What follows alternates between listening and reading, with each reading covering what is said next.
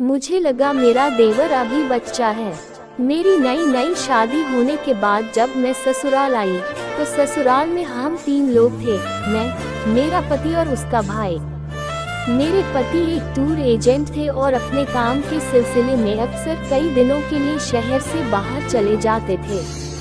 मेरे पति के माँ बाप कुछ साल पहले एक एक्सीडेंट में गुजर गए थे, इसलिए मैंने कुछ ही दिनों में ससुराल के घर की पूरी जिम्मेदारी संभाल ली थी। मेरे देवर की उम्र 19 साल के आसपास थी, इसलिए मुझे लगता था कि वो अभी बच्चा है। लेकिन एक दिन सुबह जब मैं उसके लिए नाश्ता लेकर गई तो वो सो रहा था। मैंने उसे जगाया और नाश्ता रखने के लिए थोड़ा सा नीचे झुकी। तब मैंने देखा उसकी नज़र सीधा मेरी छाती पर टिकी हुई थी।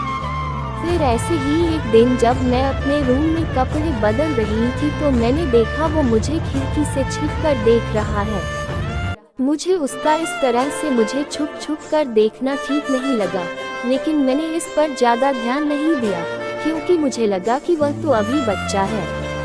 एक दिन मेरे पति ने मुझे बताया कि उन्हें कुछ दिनों के लिए किसी जरूरी काम से शहर से बाहर जाना है और अगली सुबह वो घर से चले गए। अब मैं और मेरा छोटा देवर दोनों घर पर अकेले थे। उसी दिन मैं वॉशरूम में नहाने के लिए गई तो मैंने देखा वॉशरूम का लॉक खराब हो गया है। तब मैं ऐसे ही दरवाजा बंद करके नहाने लगी। जब मैं अपने कपड़े उतार कर नहाना शुरू किया तभी मेरा देवर वॉशरूम का दरवाजा खोलकर सीधा अंदर आ गया। उसे देखते ही मेरी सांसें थम गई और मेरा दिल जोर जोर से धड़कने लगा क्योंकि मैं बिना कपड़ों के उसके सामने खड़ी थी। मैंने खुद को संभाला और उसे जोर से डांटा और कहा, आ लेने दो तुम्हारे भाई को, मैं तुम्हारी इन गलत हरकतों को तुम्हारे भाई को बताऊंगी। तब मैंने देखा उसकी आंखों में काफी गुस्सा था और कुछ देर तक मुझे घूरने के बाद वो वॉशरूम से बाहर चला गया। अगले दिन मैं कुछ काम से बाजार गई थी। जब मैं बाजार से घर वापस आई और अपने कमरे का दरवाजा खोला तो जो मैंने देखा उसे देखकर मेरी रूह अंदर तक कांप गई। मैंने देखा मेरे कमरे के टीवी पर मेरी नहाने से लेकर कपड़े बदलने तक की वीडियो चल रही है। मुझे ये सब समझने में 1 मिनट भी नहीं लगी कि यह सब किसने किया है। मैं गुस्से में सीधा उसके कमरे में गई तो मैंने देखा वो आराम से बेड पर लेटा हुआ था और उसने कहा, अगर आपने मेरे बारे में किसी को कुछ भी बताया तो मैं आपकी जिंदगी बर्बाद कर दूंगा। मैं आपकी सारी वीडियोस को इंटरनेट पर डाल दूंगा। मैं उसकी बात सुनकर काफी डर गई और उसके सामने हाथ जोड़कर बोली कि मैंने तुम्हारा क्या बिगाड़ा है। तब उसने मुस्कुराते हुए कहा, बस मैं एक बार आपके साथ रात गुजारना चाहता हूँ, उसके बाद मैं ये सारी वीडियोस डिलीट कर दूंगा और कभी इसके बारे में किसी को नहीं बताऊंगा। ये सुनकर मैं अपने कमरे में वापस आ गई और रोने लगी। वो भी मेरे पीछे मेरे कमरे में आ गया। उसे देखकर मेरी धड़कन जैसे रुक गई हो। मैं जल्दी से बेड से उठकर खड़ी हो गई। तब वो मेरे पास आया और मेरे पीछे के हिस्से को अपने हाथों से पकड़ लिया। मैं उन वीडियोस के कारण पहले ही उससे काफी डरी हुई थी और उसे ऐसा करने से रोक भी नहीं सकती थी। फिर उसने कहा, भाभी आप बहुत खूबसूरत हो। जब मैंने आपकी छाती और पीछे का हिस्सा पहली बार देखा था तो मैं अपने आप पर काबू नहीं रख पा रहा था और उसी दिन से मैंने सोच लिया था कि आपके साथ एक रात तो जरूर बिताऊंगा। मैं रोते हुए उससे मेरे साथ ऐसा ना करने के लिए हाथ जोड़ने लगी, लेकिन उसके दिमाग में तो कुछ और ही चल रहा था। फिर उसने बहुत ही जोर से कसकर मेरे पीछे के हिस्से को पकड़ लिया और मेरी छाती को चूमने लगा।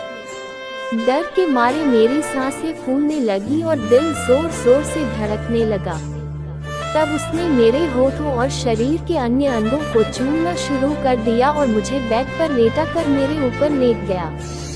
मैं आंखें बंद करके बस रोई जा रही थी। फिर उसने मेरे कपड़े उतारने शुरू कर दिए और कुछ ही पलों में मैं बिल्कुल बिना कपड़ों के उसके सामने थी।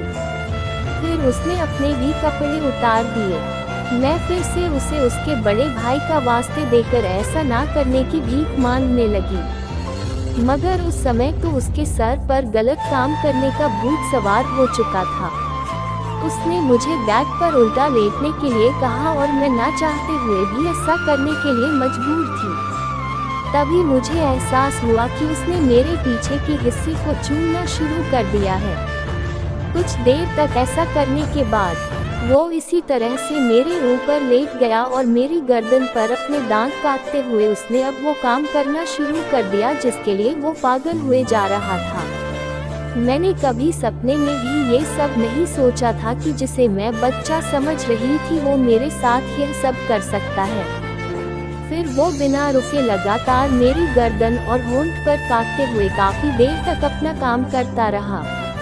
मैं बस रोते हुए इस सब के खत्म होने का इंतजार कर रही थी। फिर उसने अपना काम खत्म किया और मेरे पास लेट गया। अब मैंने उससे अपनी वीडियोस डिलीट करने के लिए कहा तो उसने कहा, इतनी भी क्या जल्दी है भाभी जी, अभी तो हमने ये सब काम शुरू ही किया है। उसकी ये बात सुनकर मैं समझ गई कि वो मुझे अभी और भी ब्लैकमेल करने वाला है।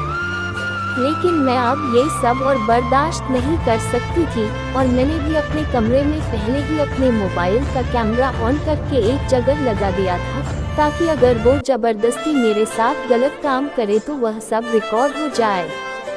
मैंने मोबाइल की वीडियो फुटेज निकाली और उसे लेकर सीधा पुलिस के पास पहुंच गई और पूरी सच्चाई बता दी। जब मेरे पति को इसके बारे में पता चला तो वो मेरे पास आ गए। मैंने उन्हें सब कुछ सच सच बता दिया। मुझे लगा था कि शायद वो मेरी बातों पर यकीन नहीं करेंगे और अपने भाई का साथ देंगे, लेकिन वो बहुत ईमानदार थे और उन्होंने कहा अगर यह सब कोई मेरी बहन के साथ करता तब मैं उसके लिए इंसाफ चाहता, अगर तुम्हारे साथ हुआ है तो भी मैं सिर्फ इंसाफ ही चाहता हूँ, फिर चाहे गलत करने वाला मेरा सगा भाई ही क्यों ना हो। उसके बाद पुलिस ने मेरे देवर को पकड़ लिया और मैं अपने पति के साथ खुशी खुशी रहने लगी। पति पत्नी एक दूसरे की सबसे बड़ी ताकत होते हैं। अगर वे एक दूसरे पर भरोसा करें और एक दूसरे का साथ दें तो वे दोनों हर मुश्किल से पार पा सकते हैं। ये कहानी हमें एक सीख भी देती है कि हमें किसी भी तरह के शोषण के खिलाफ चुप नहीं रहना चाहिए, वरना वो शोषण हमारे लिए एक अजाब बन सकता है। आपको ये कहानी कैसी लगी कमेंट्स करके जरूर बताना और साथ में हमारे YouTube चैनल को सब्सक्राइब करना ना भूलना। धन्यवाद।